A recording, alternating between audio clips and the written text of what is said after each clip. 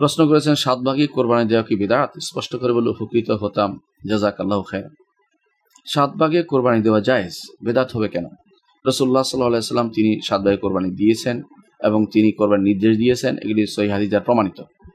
অনেকে বলতে পারেন যে এগুলি কোরবানি সফরে ছিল, এটা ছাড়া আর কোনো দ্বিতীয় কোনো মত নেই। কিন্তু সফর এখানে কোনো ইল্লা, এটাকে বলা ইল্লা মুত্তারিদা না, বা ইল্লা এটা কোনো ইল্লা এমন ইল্লাত না যে ইল্লাটা গ্রহণ করতে হবে, এটা নয়। রাসূলুল্লাহ সাল্লাল্লাহু আলাইহি ওয়াসাল্লাম সফরে অনেক কিছু করেছেন, তাই বলে সেটা কি অন্য সময় বাদ যাবে?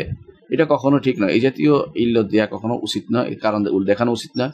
যুগ যুগ ধরে আলেমরা 7 ভাগে কোরবানি কথা বলে আসছে এবং এটা ইত্তেফাকি মাসালা, এখানে দুই একজনের মতভেদ কিছু যায় আসে না, বরং 7 ভাগে কোরবানি দেওয়া জায়েজ, কোনো সমস্যা নেই। 7 ভাগে দিতে পারবে, 6 ভাগে দিতে পারবে, 5 ভাগে দিতে পারবে, 4 ভাগে দিতে পারবে, 3 ভাগে দিতে পারবে, 2 ভাগে দিতে পারবে এবং পুরোটা একজনে দিতে পারবে।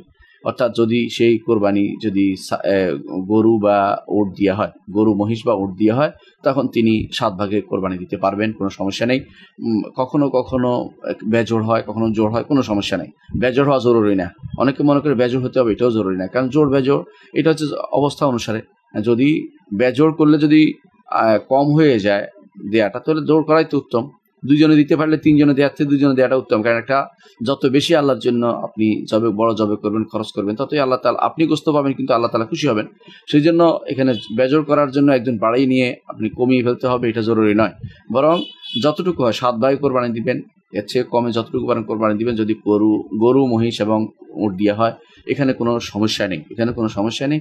এটা জোর করে সমস্যা তৈরি করা উচিত নয়। আমাদের আলেমরা যুগ যুগ ধরে এটাকে জায়েজই বলেছেন, কেউ এটাকে বেদাত বলেননি। সুতরাং এটা যেন আমরা না বলি, বরং স্বাভাবিকভাবে নেই।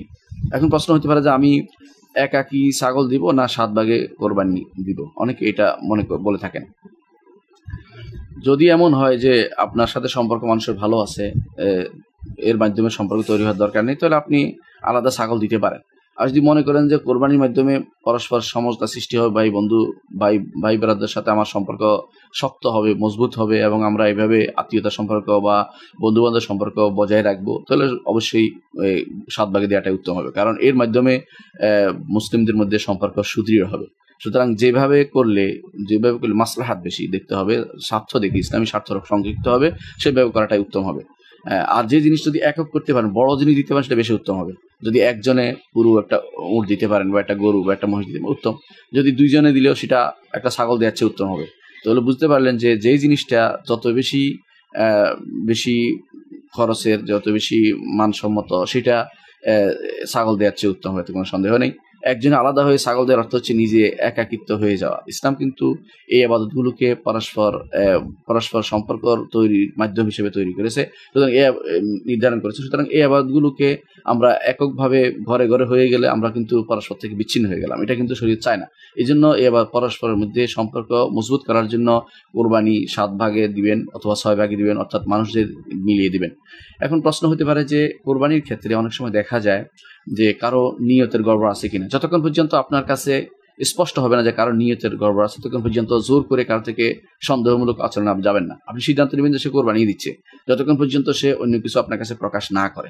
সুতরাং এরকম চিন্তা ভাবনা করে যে তার তো কোরবানি হচ্ছে কিনা, তার তো টাকা হালাল কিনা, যতক্ষণ পর্যন্ত তার হালালের ব্যাপারে আপনি সন্দেহ না থাকেন, ততক্ষণ পর্যন্ত জিজ্ঞাসাও করবেন না যে আপনার টাকা হালাল কিনা। কারণ সাধারণভাবে ইমানদারের সবকিছুই হালাল হওয়াই উচিত।